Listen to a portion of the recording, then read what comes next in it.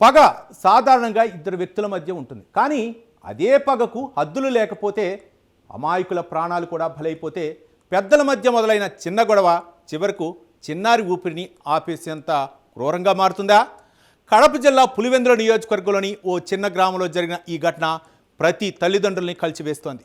ఇంటి ముందు ఆడుకుంటున్న పాప కొన్ని నిమిషాల్లోనే కనిపించకుండా పోవటం, ఆ తర్వాత నీళ్ల డ్రమ్ములో శవంగా కనిపించడం ఈ ఘటనలో ప్రతి నిమిషం గుండెల్ని పిండేస్తోంది.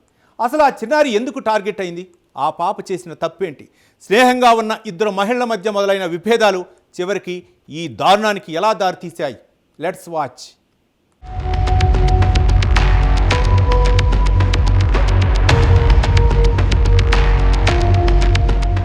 కడప జిల్లా లింగాల మండలం లోపర్నూతల గ్రామంలో తీవ్ర విషాదం జరిగింది. ఇద్దరి మధ్య ఉన్న విభేదాలు పసి ప్రాణాన్ని బలి తీసుకున్నాయి. గ్రామంలో ఆ రోజు సాయంత్రం మిగతా రోజుల్లాగే పిల్లలు ఆటపాటలతో సందడిగా కనిపించింది. ఇంటి ముందే ఆడుకుంటున్న చిన్నారి నిత్వికను చూసి కొద్దిసేపట్లోనే ఇలాంటి విషాదం జరగబోతుందని ఎవ్వరూ ఊహించలేదు. కుటుంబ సభ్యులు తమ పనుల్లో ఉండగా నిత్విక మాత్రం అమాయకంగా తన ప్రపంచంలో మునిగిపోయి ఆడుకుంటోంది. అదే సమయంలో నిత్వికను ఇంటి దగ్గర నివసించే ఓ మహిళ చుట్టుపక్కల ఎవ్వరూ లేని సమయాన్ని గమనించింది. చిన్నారిని తన వెంట రమ్మని పిలిచి దగ్గరలోని మరో ఇంటి వైపు తీసుకెళ్లింది. ఆ తర్వాత జరిగిన ఘటన ప్రతి ఒక్కరిని కంటతడి పెట్టిస్తుంది. పాత కక్షలను మనసులో పెట్టుకుని స్వాతి పసి పాప ప్రాణాలు తీసింది.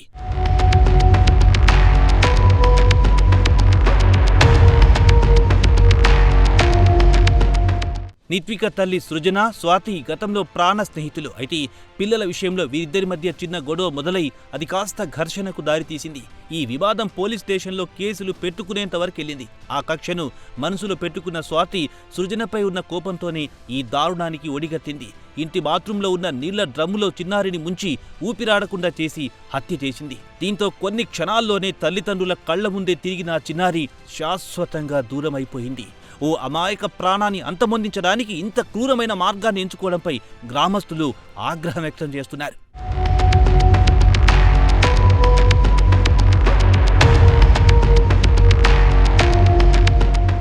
ఇక ఈ కేసులో సీసీటీవీ ఫుటేజ్ కీలకంగా మారింది. చిన్నారిని స్వాతి తన వెంట తీసుకెళ్తున్న దృశ్యాలు రికార్డయ్యాయి.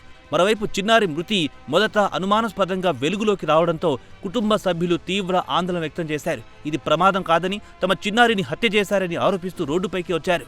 మృతదేహంతో ధర్నాకు దిగిన కుటుంబ సభ్యులు నిందితులపై కఠిన చర్యలు తీసుకోవాలని డిమాండ్ చేశారు. దీంతో గ్రామంలో ఉద్రిక్త పరిస్థితులు నెలకొన్నాయి. సమాచారం అందుకున్న పోలీసులు ఉన్నతాధికారులతో కలిసి సంఘటనా స్థలానికి చేరుకుని పరిస్థితిని అదుపులోకి తీసుకొచ్చారు.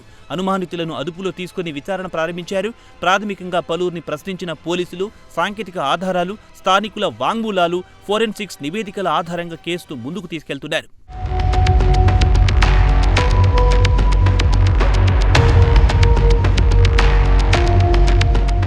మరోవైపు ఈ ఘటనలో అత్యంత బాధాకరమైన విషయం చిన్నారి నిత్వికకు ఈ గొడవతో ఎలాంటి సంబంధం లేకపోవడం.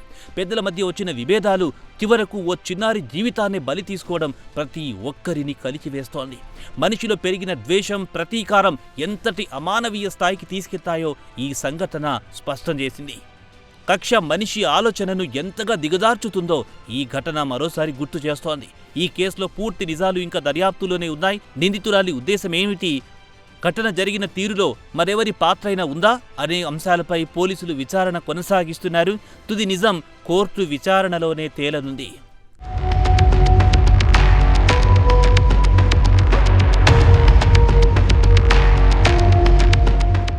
పెద్దల మధ్య వచ్చే గొడవలు పెద్దలతోనే ముగియాలి. కక్ష, కోపం, ప్రతీకారం ఇవి ఏ క్షణంలోనూ అమాయకుల ప్రాణాలపై పడకూడదు.